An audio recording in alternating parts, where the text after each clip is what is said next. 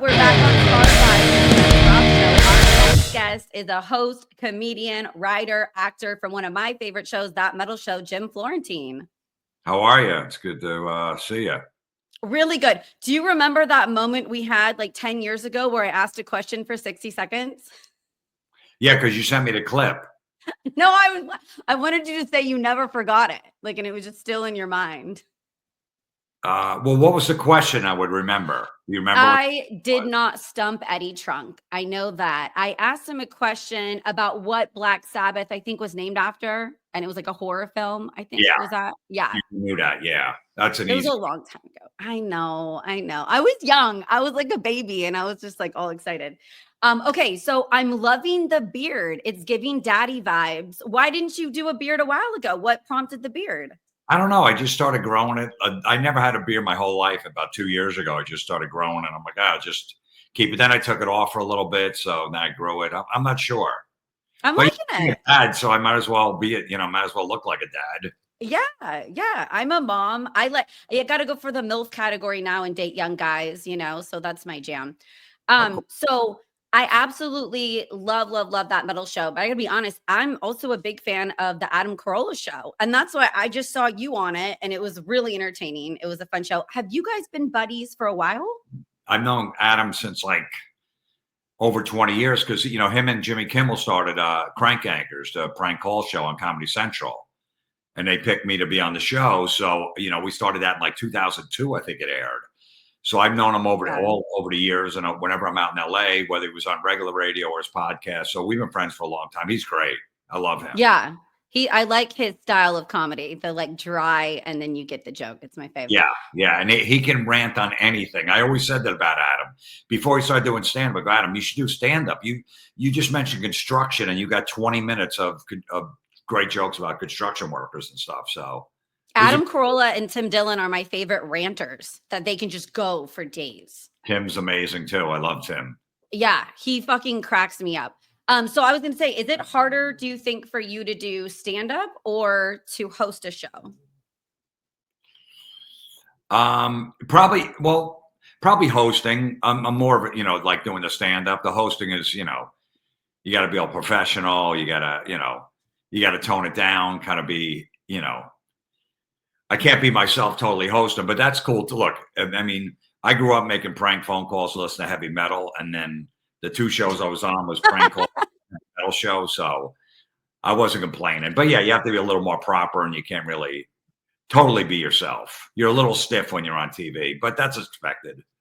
Yeah. You didn't have to act in those 2 jobs though. There were actual hobbies that you enjoyed growing up. That was the one thing. Like I said, I don't have to do any research for any of these guests that are coming out. I've been waiting to ask, Steve Harris for years, something, or Adrian Smith or Manson or something like that. So I don't even have to research to think what kind of questions I would ask. I feel you. Yeah. Most of the people that come on, I'm fans of, like genuinely. And then I know like my radio stuff isn't cussing and I'm great. And that's why I just started this podcast a couple of months ago. Cause I can just have on cool people like you and anyone I want and cuss, ask them to peg them, all these fun questions that I'm like earning in the back to ask in my mind, but stand-up's hard. I host shows just like Battle of the Bands. And then I introduce comedians and I'll crowd play. And I will say my hat's off to you guys because you're on the cuff. Like everyone's looking at you and they're like, make me laugh. It's not like when you're just interviewing someone, your job isn't to make them laugh. You know what I mean? That's the whole thing with comedy. It's either, I have musicians that come to my shows go, man, I don't know how you could stand up there alone. I remember Todd LaTorre from Queensryche. He wound up doing stand-up. He did a stand-up set. He goes, it was the most horrifying thing to do 10 minutes, even though it was his crowd. It was all metal people, rooting for him. He goes, I could play Download in front of 80,000 people. And I'm 30 seconds before going on, I'm yawning or looking at my friggin' Instagram. He goes, I got no problem with that. I'm like, well, that's crazy. I can do burlesque and get naked on stage, no big deal. But when I'm trying to be funny and host a comedy show, I'm like, oh God, I'm gonna bail. Am I funny? Am I not funny? It takes a lot of balls to be able to do that in confidence. I love the challenge. I love getting up there because every show is different. No matter what material you have, that maybe you can't connect with the crowd on that. It's almost like a band, but also I'm my own person. So I don't have to worry about 4 of the band members getting along with them. and, fighting over stuff. It's just me. And if I have a good show or if I have a bad show, I can't blame it on anybody else but me. Yeah. Yeah. And then you got along with Eddie and Dawn. I mean, you guys are all still buddies and hanging out. Dawn Jamison married my first wedding. I've had 2 divorces now. I'm killing it. And so that was really nice. He flew in and we had that metal wedding. But you guys still hang out a lot, right? Absolutely. I was just with Don last weekend doing shows, and I see Eddie when we can. Yeah, we're all still friends. Have you guys ever had like a threesome or group sex? No. Not yet. We were married. By the time I met Eddie, we were all married and stuff. Well, me and Eddie were and stuff. But maybe me and Don back in the day, years ago. You would dock, maybe. Or share Eiffel Tower. Another girl, a couple girls, but not all 3. Yeah, yeah. Do you get a good amount of groupies as a comedian? Is that a thing too? Not really. In the beginning a little bit, but as my crowd gets older, there's really, they're almost starting to show up in walker. Half of them got a limp at this point. They're missing a leg, they're married, or they have like a heart condition on medication, so they need to get home and take their meds. Yeah, there's been a couple seizures in the last few months in the middle of my show. So that's sexy. Yeah. I know. No, comedians don't get them as much as, guys in bands do. It's always been that. The guy in the band up there holding an instrument for some reason, a bass player in a cover band playing the little corner bar will get a hotter chick than me. And girls always say they want a guy that laughs. I go, make me laugh. I just made you laugh for an hour. Nothing? No. I like both. So Weird Al is my number 1 crush. So make me laugh and play on stage. And I'm like, let's get married for my 3rd or 4th time. I'm in. Okay. Yeah. But see, he's he's playing an instrument. Yes. He's the accordion. Huh? The sexiest instrument ever is the accordion. Right. Yeah. No, look, Weird Al, I mean, that career is just phenomenal. My friend's going to see him in Madison Square Garden soon. He's still selling out arenas. Good for him. Yeah. I backup dance for him. I've met him on the Donnie Marie Osmond show, and then I came on to him, and he didn't cheat on his wife. He turned me down. So my big claim to fame is I got turned on by Weird Al, and I'll take it. How did you hit on? He's a good guy. Yes. I mean, so it's been a process. I don't want to keep you too long, but I met him live I want to hear this. Yeah. I met him live as his number 1 fan. Like, if you do crazy Weird Al fan, it's me. And it's in 2000 on the Donnie Marie Osmond show. Then he found out I'm a professional dancer. So I got to backup dance as a Nirvana girl on his tour. I still didn't have the balls, though. I wrote him a letter after the tour. He never emailed me. Then I start working in radio in Austin, Texas, and I go to interview him and Bermuda, his drummer. And that's where in Austin, Texas, backstage, I'm like, hey, so it was like a 10-year process. And he's a good boy. He's a good boy. I'm not going to lie. And I was young. I was in my 20s, and I was just like, how cool would it be to hook up with Weird Al? Like, I would forever be grateful, Yeah, I guess, yeah. Well, at least you've never thought of that. Yeah. So Crank Yankers, I love too, because I was growing up and we all had landlines and we're pranking each other.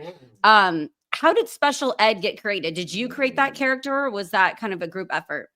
I was doing that character on I had CDs out where I mess with telemarketers. So I was just playing that character, being stupid, seeing that they would still stay on the line. And then Howard Stern started playing those calls on the air. And then like a few months later, Crank Yankers come out of nowhere. And Jimmy Kimmel and Adam Carolla was their show. They listen to Howard Stern. They go, who is this guy? They called the office. Go, we want to get him on this prank call show. We love his character. And that's how I got the gig. I didn't know Howard Stern had a play in it kind of getting discovered or getting bigger. Howard Stern had a huge thing in my whole career because I went on there. This is when he was on regular radio, probably had 20 million people listening. And I had a prank call CD where I met, and he started playing it on the air, and he's like, I got to get this guy in. So I would sit in on the show. I'd plug my gigs, and then Jimmy and Adam would listen, and I got that. I got pretty much everything in my career from being on Howard Stern back in the day.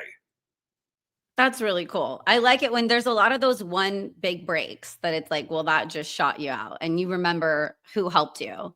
Yeah, I mean, I remember I knew the producer, Gary Delabate, and he's like, all right, I hand him a CD. I just put it out myself. There was no label. Like, I made these pranks with telemarketers call. I mess with him. He goes, all right. He goes, if it's funny, we'll play it. I'm like, and he took the CD. I go, he's never going to play it. And the next day they started playing. And Howard's like, who is this guy? I got to get him in here. And it just took off from there. Yeah. When I was at my college station, I wanted to be Howard Stern because I wanted to get girls naked in a studio and play games. And I just thought that was like the coolest thing I've ever seen. It was fun. I was in on a lot of them. I was in one day when Janet Jameson rode the Sibian. So I hear a lot, like I've had 4 different guests that have said she doesn't smell good. Did you have that experience? What? That Jenna Jameson doesn't smell great. I met her a couple times. I don't remember that. Okay. You didn't smell anything off. And I took a picture with her and stuff too, so I don't remember. No. Okay. But you didn't have sex with her.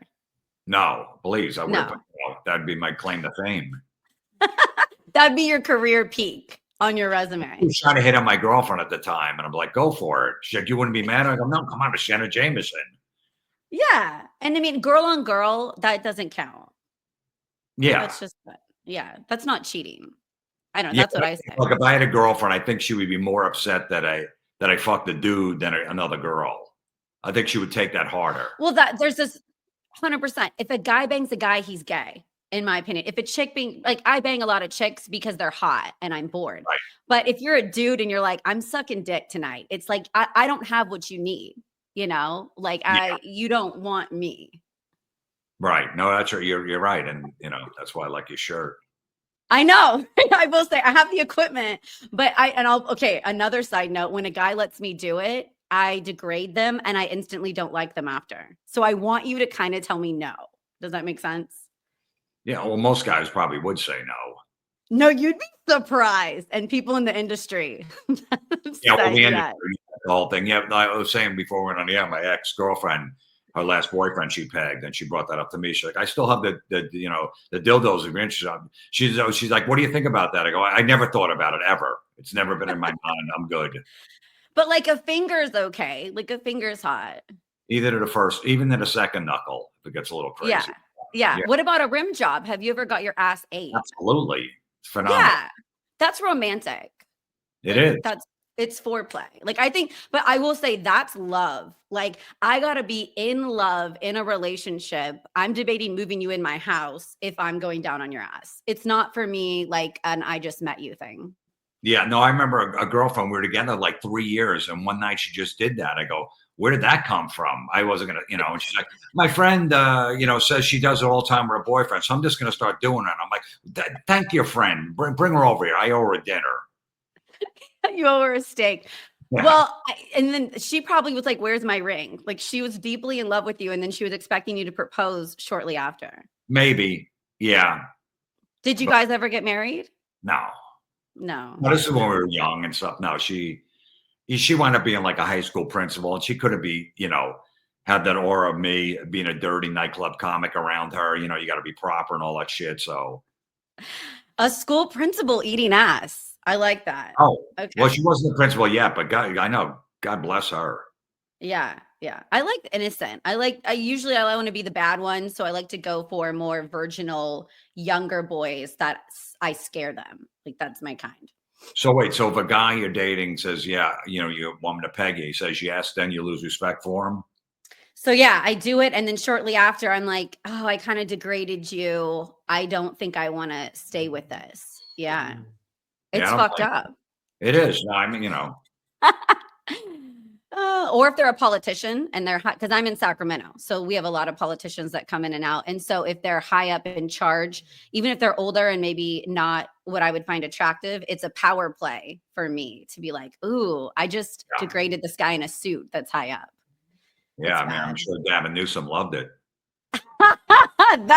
I would love to do that just because we've been fucked tax-wise in California so much that to fuck back, oh my God, you don't understand. Like, oh, fucking, I'm using that clip. I'm sorry. Okay. It's funny because I was just in California last week and, the whole thing, I was talking to my friend that I was staying with, and it's all of a sudden, because they want to get all the gas cars off the road. So a lot of people have electric cars there, but now they're relying on that gas tax that they put on. And now like, well, now we're not getting the gas tax. I go, well, what do you want? You want the gas off the road, but then you're crying you're not getting the gas tax anymore because people are driving electric cars. Yeah. And you're from Pennsylvania or New Jersey? New Jersey. New Jersey. Yeah. And so why is everyone that grew up in like a pretty strict Catholic family in New Jersey has become an insane comedian or rock star. Why is that? I think it's just because you always rebel, at a Catholic school, you just want to rebel. You don't want to be there. And, they want you to always act proper and be not like the bad kids. And like, no, we want to be like the bad kids. So I think that's where it comes from. That's exactly where my shit came from. Yeah. Yeah. If you get enough trauma from a strict, religious upbringing, you can be really funny later on in life. Oh, yeah. I dig it. So have you ever asked a question either on that metal show or somewhere else and it just didn't land the way you wanted it to? And you were like, oh shit. I don't know. Or were you guys weren't live. Were you able to kind of cut or edit that out and then ask it in another question? Or did you have a band kind of come on too and say, oh, I don't want that in, take that question out? I don't think so. No, and we pretty much shot it two times. So it was like 44 minutes to show with commercials. So we kind of shot it like that. So there wasn't too much editing, but there might have been something here or there that they didn't want in, but I don't remember like that ever happening. It was a couple days ago. Yeah. Would you guys ever try to come together and do like a That Metal Show podcast? We were doing a YouTube show called That Rocks for a little bit and doing it on Zoom, but we're trying to figure out something. We just, with the technology and all that stuff. And then the guys we'd have on be calling from their car on their phone and the signal was really bad. So it looked like shit. So we're we'd love to do something at some point, but Eddie's got a million things going on, me, Don. So we'll see at some point maybe, but I don't think that the podcast would be nearly as big as the TV show was at that point. Yeah. Yeah. I'd want to bring the TV show back, but I feel like TV is almost a dying breed. And now it's all either social media or streaming services. Yeah. People are watching. Yeah. Yeah. So, okay. Can I ask you fun, random questions? Of course. Okay. You've been great so far too. I haven't scared you off. No. What? I mean, you're pretty chill like me. I'm like, I literally asked you if you got a rim job. I'm like, oh, did that just happen? What do you think is one of the best newer comedians? Well, it was Shane Gillis. Yeah. I mean, he's selling out arenas now. The shit he went through with Saturday Night Live, he got hired and then someone from, I think, the New York Times went back and listened to all his old podcasts, which he probably had 300 out there, and they heard him make a Chinese voice. He went, young, like that. And they go, can you believe this? Look at, they put the clip out there, and then I hate cancel culture. I'm really against it. Like we're supposed to be fun and free and say everything we want to say. They hired an Asian comic at the same time. And he's like, I don't want him on the show. And Saturday Night Live's like, we don't want that guy. So he just said, okay, hey, no problem. They fired him and he's bigger than Saturday Night Live now. Did you hear though? What's that? I agree. And Tires, that new show is really funny. Yeah. And then, Shane's just like, you don't need, what's great about comedy now is you don't need the industry anymore. You used to have to kiss their ass if you wanted to get on HBO or one of the late night talk shows. That's the only way you could sell tickets or get. And then, but you don't need that anymore. You could do it all on your own. And that's why there's so many comics and comedy's never been bigger. And you just, you don't need any of that stuff. You could be yourself and take chances, which is great. Yeah. CK Lewis was on Shane's show a couple of days ago and I watched it. He did not jack off in the corner, but he actually called him out pretty hard. The clip's blowing up recently for cutting the interview in half and then switching to Patreon and you have to pay for the rest of the interview. And CK Lewis is like, don't do that, man. That's stupid. Don't do that. And I'm a little bit more on the free side, but that's just because my real job's in real estate. So I'm not looking to make any money in the fun part of this, but I thought it was a good point. And Shane did kind of get like, whoa, man, this is just what I do. And it was an interesting clip. Have you seen it? Yeah. No, I haven't seen it, but I do Patreon and I do YouTube memberships now, but I do a free podcast every Monday. And then if you want to sign up for Patreon, you get an extra podcast on Thursday. I don't do that. So you don't have to, you'll still get the free podcast. So do you do OnlyFans? I'm not going to do it halfway through. But some people do it like that. That's an old formula that people are doing. Okay, now go to Patreon. So I get it. Look, Shane built up his whole Patreon. Shane has the biggest, I don't know if he's still, but he had the biggest Patreon in the world. That many subscribers to it for a long time. Wow. So No, I understand it. If I was money motivated, I get it. The business model makes sense. I'm just more like, how do I get backstage to suck a hot rock star's dick? Like that's the motivation for my how show. many So, do you think you have sucked? If you had a oh my guess. God, I cannot get into it. But my list, I have a list and I posted it a couple times and people have seen it. But I mean, I'm on the Slipknot album. What? A number. A number. Well, really well known 14. All right, that's impressive. I mean, well, yeah, I've been in the game for a while, and I started when I was hot 20 years ago. You know what I mean? So, I mean, it was no, I mean, I'm on my way out. I'm in the pastor. You know what I mean? There's just like, she's about to go. No, this is a whole other phase of your life. Oh, You'll, I like getting old. It's kind of fun because you just don't give a fuck at all. I always tell people once you hit like your 30s, you're confused. Your 20s, you have no idea what's going on. Your 30s, you're confused. You're saying, do I need to grow up? Do I got to stop doing this? What I did in my 20s? By the time you get to your early 40s, you're like, fuck everybody. And Yes. it's great. Yes. And you're just like, I don't give a fuck if you even like my new show, but this is really fun. And then I think that's what does good when you do anything just for a genuine good time and you don't care what people think about you. Absolutely. Okay. Do you have tattoos? No. That's what I was thinking.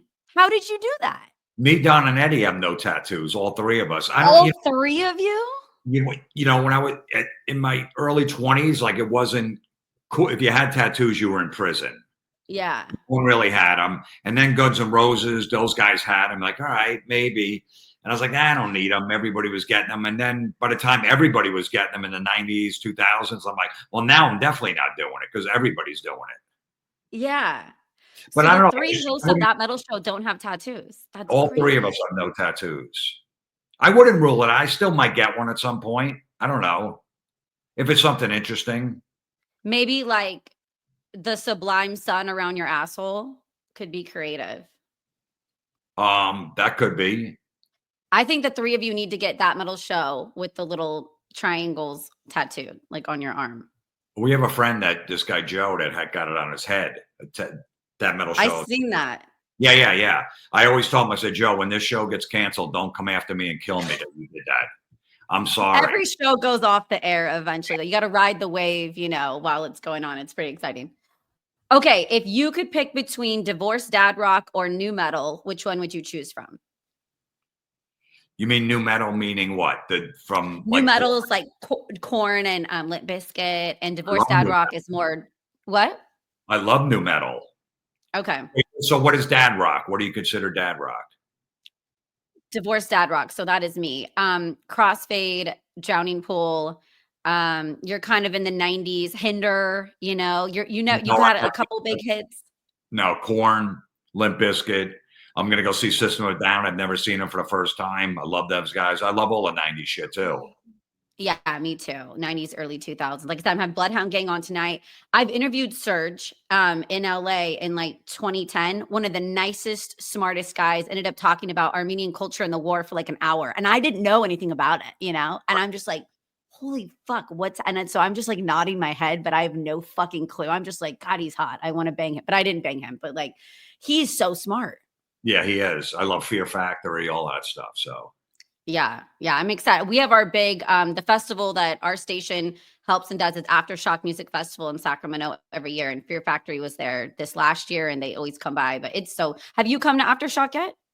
I think I might have did. Me, Don, and Eddie might have hosted from a stage one year, probably like 10 years ago. We did do it one year. No, the festival always looks good.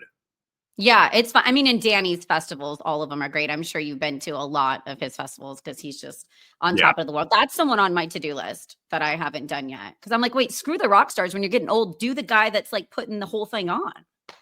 True. Plus you get VIP. I'm going to that Black Sabbath show over in Europe. I'm still, I hate you. No question.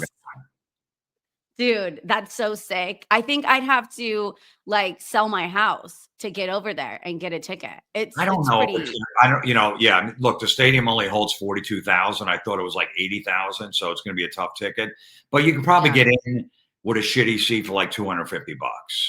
Yeah. Or if I was 20 and I could like bang some like hot old guy, maybe. Absolutely. Oh, please. All those guys that are going, everyone has money. So the money is, they're boomers. They got all that money. They're like, I don't care whatever it is and all that shit. Yeah. I know the CKY guys are going. They posted it and I was like, that's cool. So you got your connects. Okay. Do you have a favorite podcast that you listen to?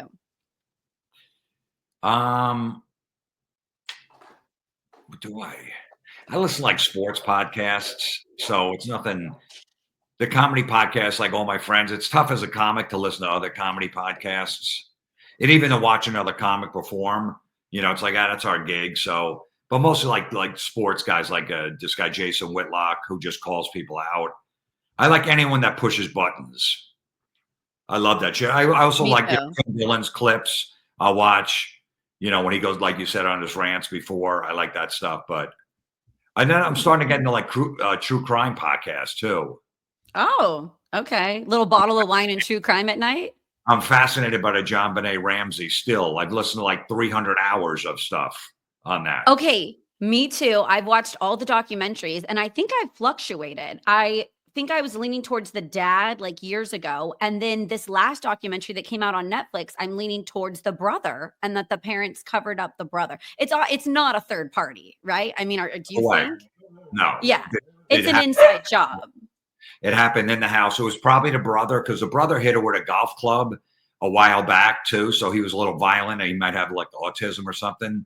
So he's a little on the spectrum. And they said he's kind of violent. The maid said that too. So I think what he did, because they were eating pineapple at night, I think he hit her, killed her, and the parents covered up.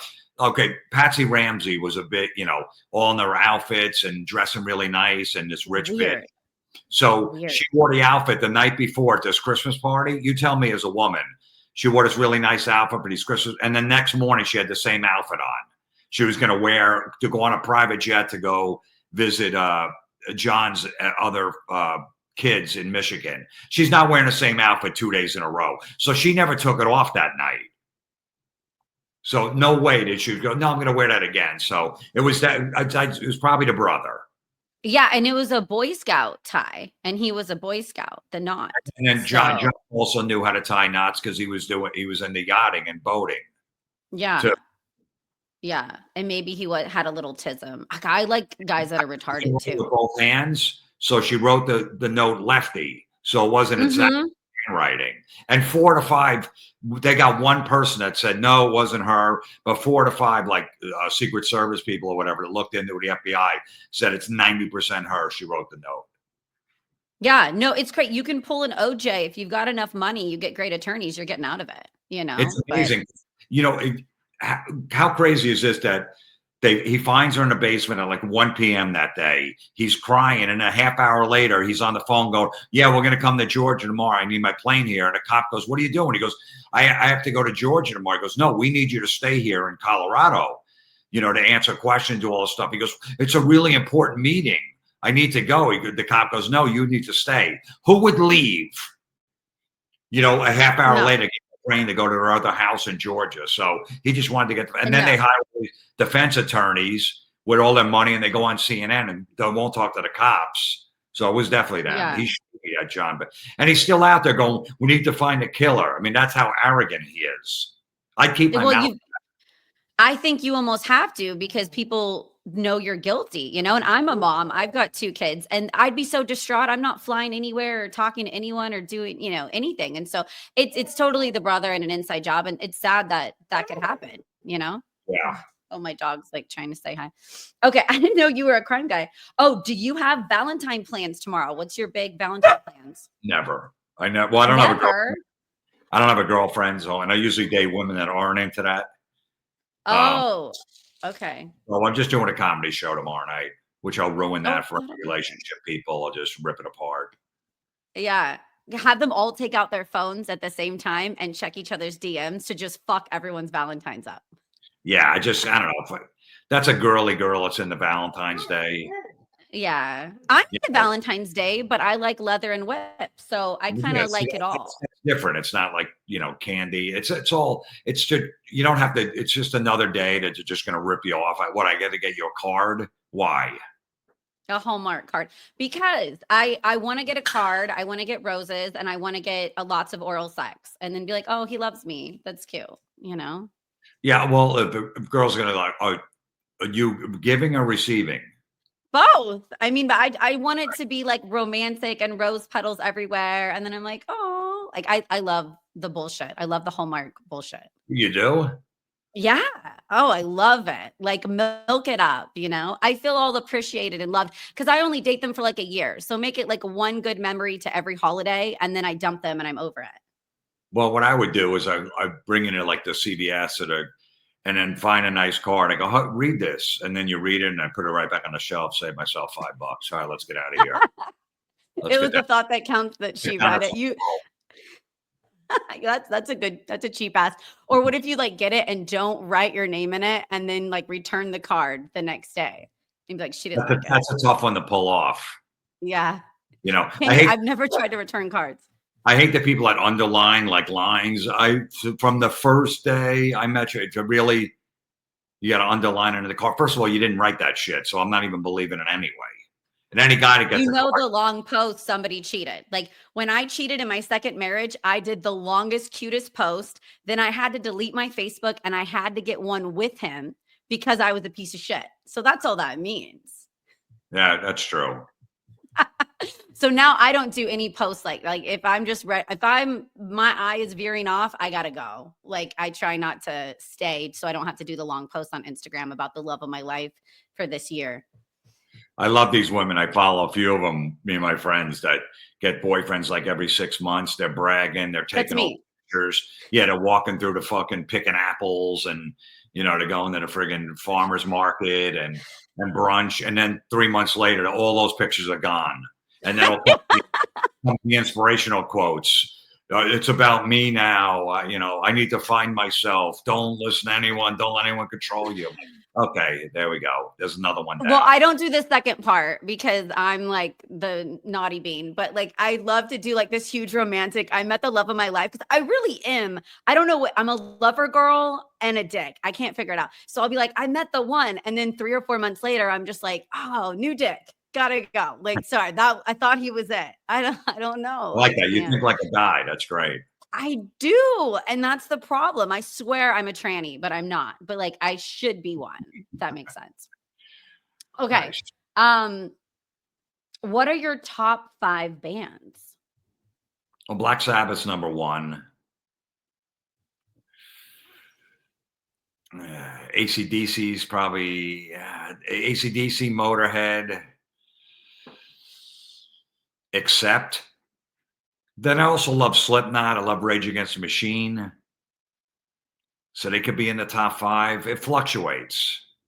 But I would say though, I'd say Slipknot, Rage, AC/DC, Motorhead, Sabbath. I like those. Yeah. I didn't know who Slipknot was, and I got set up with Joey Jordison on a date. And I swear to God, I didn't know who he was. And I think that's why I lasted so long. And now I like them. Now I'm a fan of the band. Joey's a great guy, man. I miss him. Yeah, rest in peace. Yeah. He was fine. I couldn't keep up with him though. Usually I could keep up, with the drugs and alcohol, and I could not keep up with that guy. He was crazy. Yeah, but what an unbelievable drummer. Do you ever hear his side project, the Murder Dolls? So I'm a murder doll. That's me. If you open the album, the girl with the blonde hair with the eyes, that's me. Really? That's cute. Yeah. Dude, that's one of my favorite bands, the Murder Dolls. Love them. I was there the whole time. I lived with him for the year and a half that him and Wednesday recorded it. And me and Chelsea, their girlfriends for the year, we are in the album and just like supported that so hard. That's so cool because not a lot of people know his side project, the Murder Dolls. Was that the first album or the second one? The second one, Women and Children Last. That's the one album I get to be on. Classy. When we were filming that metal show out in LA, we went to the studio. They were recording it. So they played us a couple songs when they were doing that album. I've known Wednesday forever. And it's great. Those two albums are amazing. No, really good. And a little bit underrated, because they would just play at the Key Club. We just drive down to the Key Club and there'd, only be maybe 2,000 people. And I'm like, what, dude, the Murder Dolls, I almost think is a little bit better than Slipknot, but that's because I think I was on like that ground level, in the mix. And I like a good goth shock rock, wild shit going on. They do it so well. And Wednesday, even his solo stuff is great too. But those two Murder Dog, right? Especially the first one, phenomenal. Yeah. But now everyone's getting sober now. It's so boring. Manson Wednesday. Like, I'm like, hey, where's the party at? And everyone's fucking sober. I think Manson needed to. Yeah. God, he was on my to-do list and it never happened. But I couldn't, like, after Joey, they were friends. And then I was like, that could be kind of mean, that could mess Joey things and up. Manson were friends? Very, very close friends. Okay. Yeah. Yeah. Joey's in Tainted Love music video, like during all the lap dance scene. Oh, yeah. I got really mad about that because there were strippers everywhere. And I didn't want him to go. Joey was a huge fan of me and Don Jameson's prank phone calls, all these telemarketer calls. Loved that shit. He was a huge That Metal Show fan. He talked about you guys a lot. Yeah, he was huge. We had him on one time. We were over in Europe at Download. We did a show from there. We had Joey on, but great dude. Yeah. I just, like some people you meet though, and they're such a bright light and they don't have a pause or stop button. And I've met so many of those people throughout my life, and about mid 30s to late 30s is usually where those people make it to, because they're so fun and talented and their brain doesn't shut off. They're just like, fucking go. And I like to be boring now sometimes and have green tea and stay at home with my dog. If I stayed in Hollywood, I'd be dead though. I had to go to Sacramento. It's boring. Yeah. It's only I lived down in Florida when I was younger, and it's almost like not so much industry, but it's just so much partying going on. I was like, I got to get out of there. Yeah, it's too much fun. Yeah, it's too much fun. Yeah. I want to go to Nashville now. That's where everybody moved to. Yeah.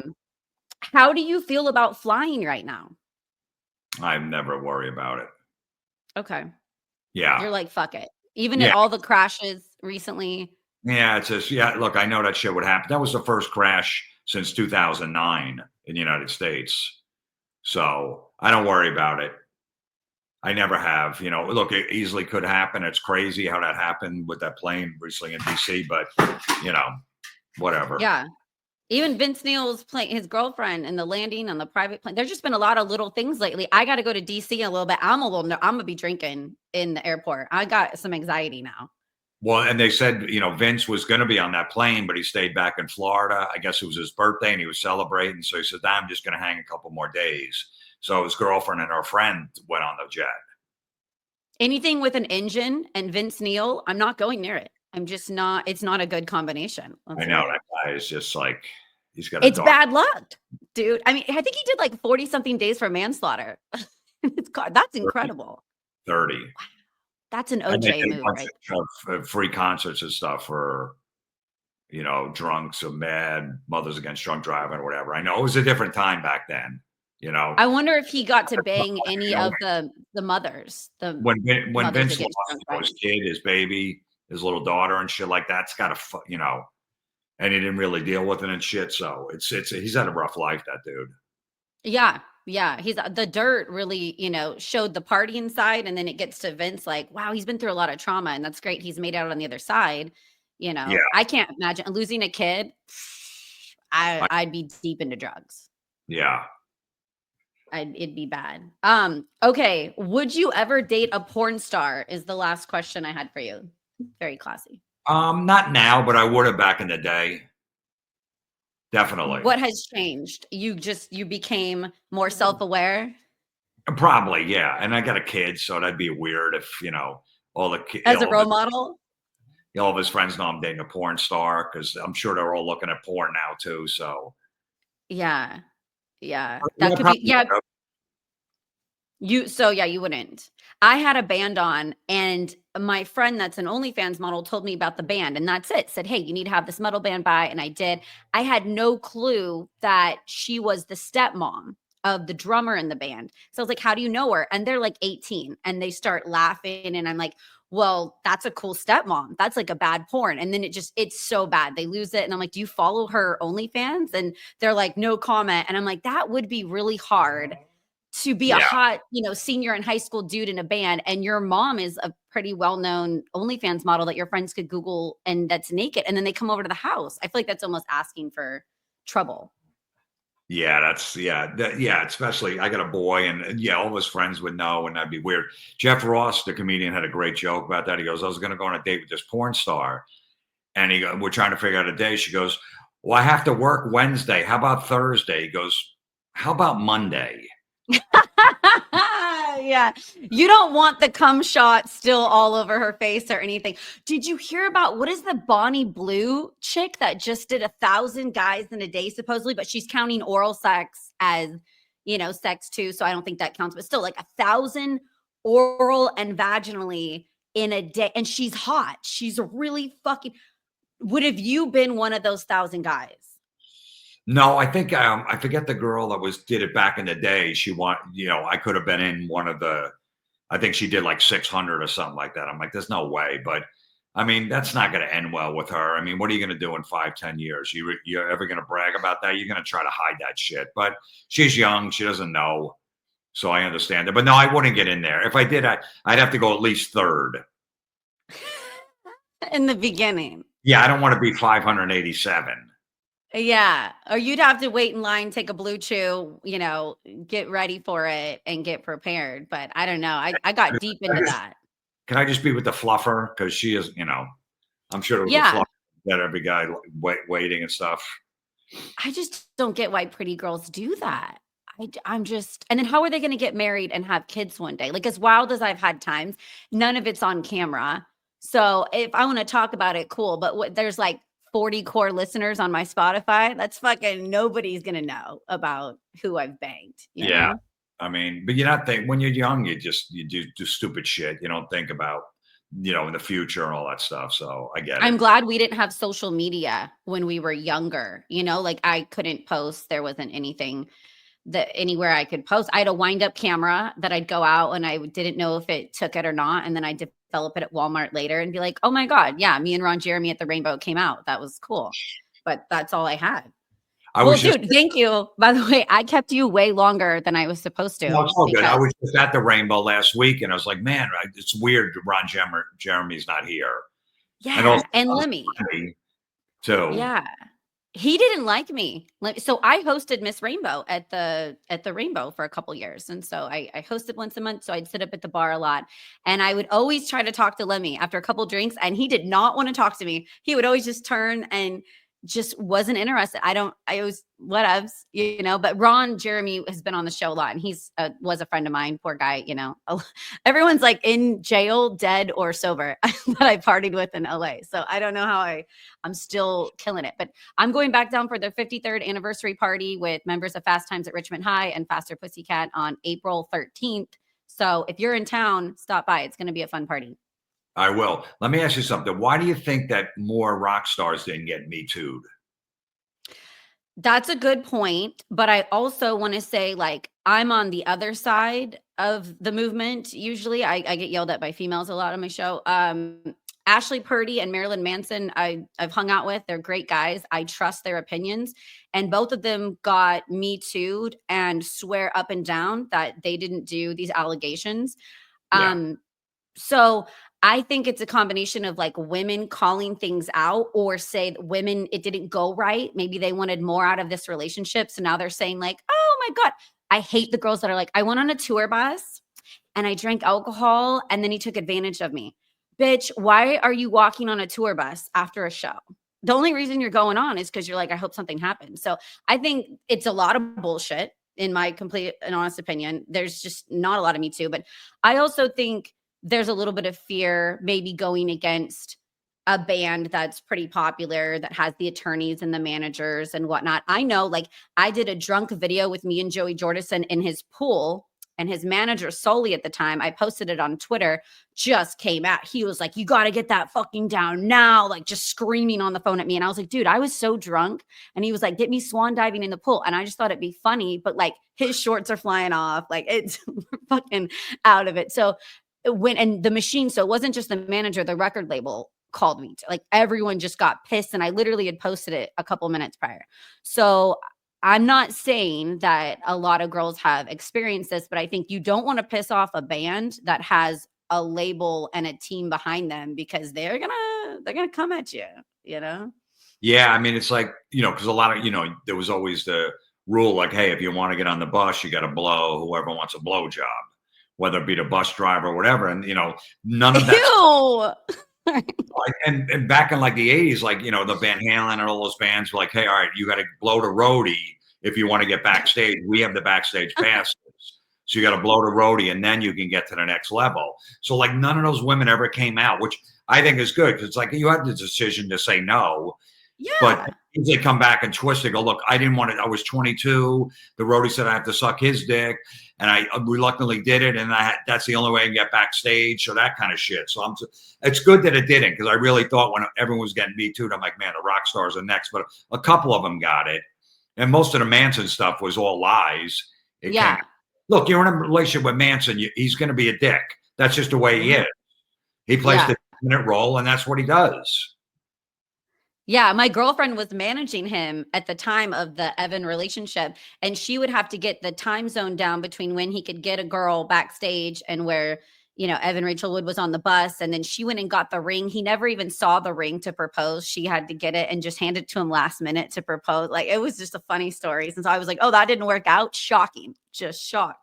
Yeah. But yeah, I think it's a bunch of bullshit. God, and I'm lucky I worked in radio for years because I didn't have to, you know, suck like a roadie's dick or, you know, that's just, wow. That would be a new low for me. At least a rock star, you know, Right. if I got something or if I got AIDS, it's like, well, they were in Motley Crue. Like it was worth it. You know, what if you like sucked a tour bus driver's dick and you got chlamydia? And it's like, that wasn't even someone worth it. It Yeah, wasn't I even know. popular. That would be Yeah, sad. it was like, you know, it was like the initiation. Man, times have changed. But yeah, and it's just social media and it's bullshit. And like I said, I think it's women getting rejected and feeling rejected. And so they're like, oh my God, this is a bad guy. And it's like, no, he was just done with your vagina and it was time to move on. And you Right. needed to be quiet. Yeah, he's just passing through town. Like, you think he's going to move to Wichita, Kansas because you guys fucked that night? Yeah. You know, see him, it's like it's not going to happen. He lives in LA and he's on tour and he's all over the place. It happens with me, but that's just because I come from money. So I'm like, do you want to move in my house? And I'll just like take care of you. And so that's like my only, I can like move them in a spare bedroom and use them when I need them when they're off tour and stuff like that. Nice. It's cool. Well, dude, thank you so much for coming on. Almost 50 minutes now. I cannot wait to post this up. And I'm such a fan. I super appreciate you. Anytime you're in Sacramento, let me know. I want to come see your stand-up and support you. Yeah, I did San Francisco, Napa Valley last year. I'm going to see. Oh, I want to get to Sacramento. I used to play there all the I time. hate San Francisco. Oh my God. Yeah, I know, but you know, I'm big. Yeah. I like the baseball teams. So I come out there to watch some games and stuff too. I like the Giants. I'm a Giants fan. It's fucking homeless people and like zombies. And I love Sacramento. It's underrated. It's affordable to buy houses. And it's got like this music scene, but you can still park in front of the fucking gig and walk in. So I love it. Yeah. No, I've always liked Sacramento. So hopefully I'll get back there. I'll let you know. Okay, sweet. Thank you, dude. I hope you have a great rest of your Thursday. I appreciate it. Thanks for having me on.